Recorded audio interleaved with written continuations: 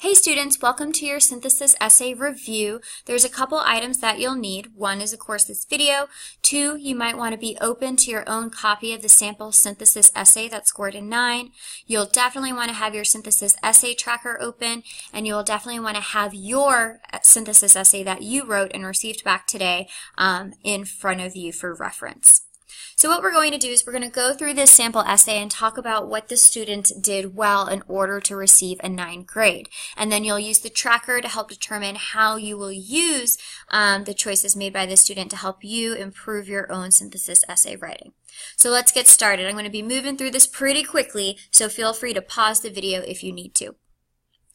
All right, so let's begin with the student's hook. They write, the removal of statues deemed as offensive, often due to racist ties, is a growing practice among cities and universities across the U.S. In our state and the surrounding states alone, there has been uproar. On UNC's campus, Silent Sam was removed after ongoing protests that included throwing blood on the bronze statues. In Charlottesville, following a white supremacist protest and counter-protest that resulted in the deaths of 3 people, a statue of Robert E. Lee was covered and eventually removed. Vandalism, jail time, murder. Did the people who commissioned and created these statues centuries ago know the violence that would ensue? This is a phenomenal hook. So what the hook does is it brings in relevant outside information showing how the topic asked for by the synthesis prompt relates to current issues. Now, you don't always have to use current events. That's one way you can develop a hook. However, you can also use historical events, references to famous people, places, or events, or referencing your own personal experience if you personally identify with the topic being prompted. Essentially, you're going to use information that you've learned on your own through your own studies in your English class or in another class, or by relating to a personal experience. So the student does a great job. Their hook is incredibly specific. It seems as though they benefited from having already studied this topic. Possibly they have already written an essay on this topic, because this is very, very specific hook information. However, also what they do is they have a very clear style, and you're going to notice the student is really prone to using dashes, and the graders like to see that the student has their own individual style. And so they use this kind of very advanced syntactic style where they list what they received from here: vandalism, jail time, murder, dash, and then they pose a question based upon those items. So using your synthesis essay tracker, you're going to see that we have hook here. So what was your hook in your own synthesis essay? And for the strategy you used for your hook, are you going to keep it? If you're happy with your hook, you would say yes and you would move on. If you're not happy with your hook, you would put no and talk about what strategy you're going to use for next time in order to improve the hook of your synthesis essay. All right, moving forward. In the next paragraph, what we have is a natural paragraph break. You'll see that this paragraph is actually still a part of the student's introduction. So they use a natural paragraph break to break their hook off of their background and thesis. Then they write, whether you believe these statues must fall as icons of past ignorance and cruelties, or believe that they should remain standing as artifacts of history and education. So what they're doing here is their transition links the 2 paragraphs. So when it says, whether you believe these statues, it's referring to the statues mentioned in the hook. So we have a connection to the hook, which then connects to the background. If each of your paragraphs seem to come out of nowhere as a brand new idea, you're not transitioning well between your paragraphs, and therefore your paragraphs are not going to build towards a clear argument. Then the student writes, there is no dispute that these statues have further exposed much deeper tensions that, like the statues, have also existed in our nation for centuries. So here they're using some common phrasing from their first paragraph to create even more cohesion, which is very excellent. And they're using their they're also using their dashes, which is a stylistic element that is unique to them as a writer. What this also does content-wise is it creates a bigger argument outside of what the synthesis essay has asked. Interestingly enough, a lot of you guys labeled your essays as FRQs. This is not an FRQ. FRQs are incredibly objective, and I'm pretty sure required to use all of the sources. That's not the case with the synthesis essay. You only have to use 3 sources. And additionally, it shouldn't be objective. You should have an opinion. This should be a subjective essay that provides evidence to persuade audiences to believe what you believe. Therefore, your essay should have a bigger argument outside of just what the synthesis prompt asked for. So this student is going to make a larger argument. However, note that immediately afterwards they write, in the face of this tension, what is the responsibility of groups and agencies that are commissioning new statues and monuments? So what the student does is they still relate back to the synthesis prompt. They even reuse some of the phrasing, groups and agencies, to clearly pinpoint that they're still on topic.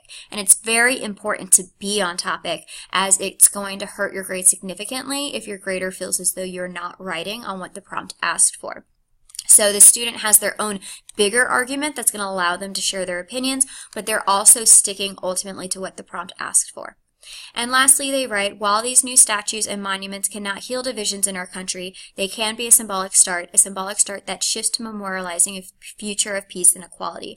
So this is their thesis, and it's a very good thesis. So it's not kind of a roadmap thesis that talks about what each paragraph will prove in the order that it proves it.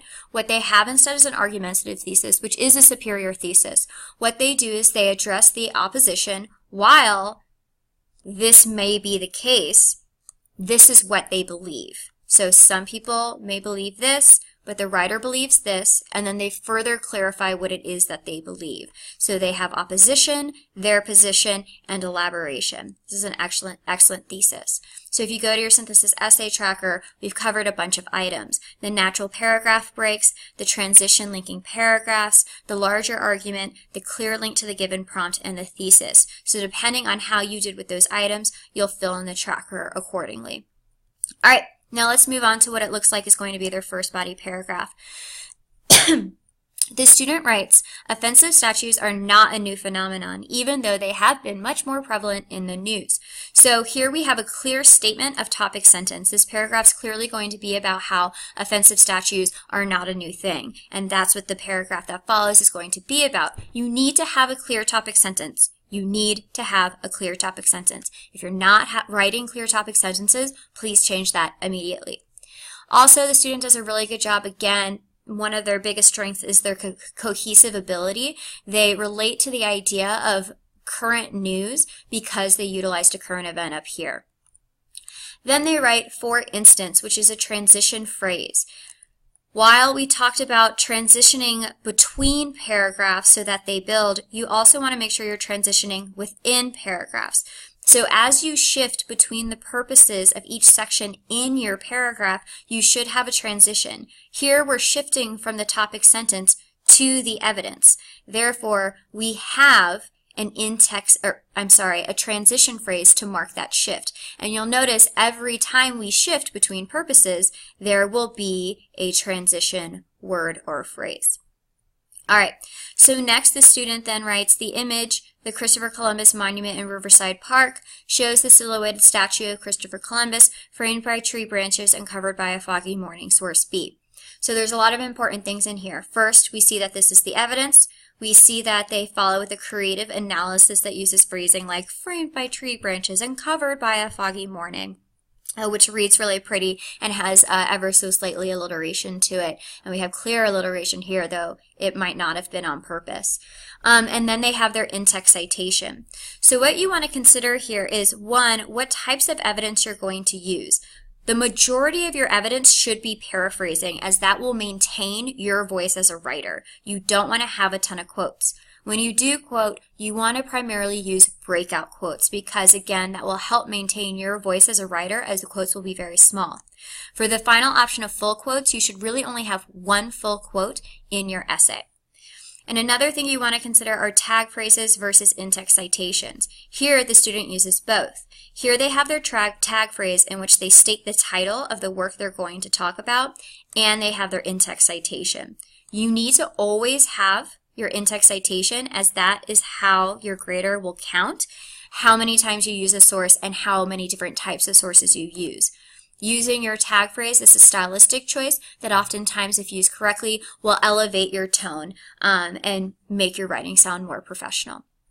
Next, the writer writes a beautiful, I think that should say aesthetic. They miswrote and wrote a beautiful aesthetical. I think they meant a beautiful aesthetic.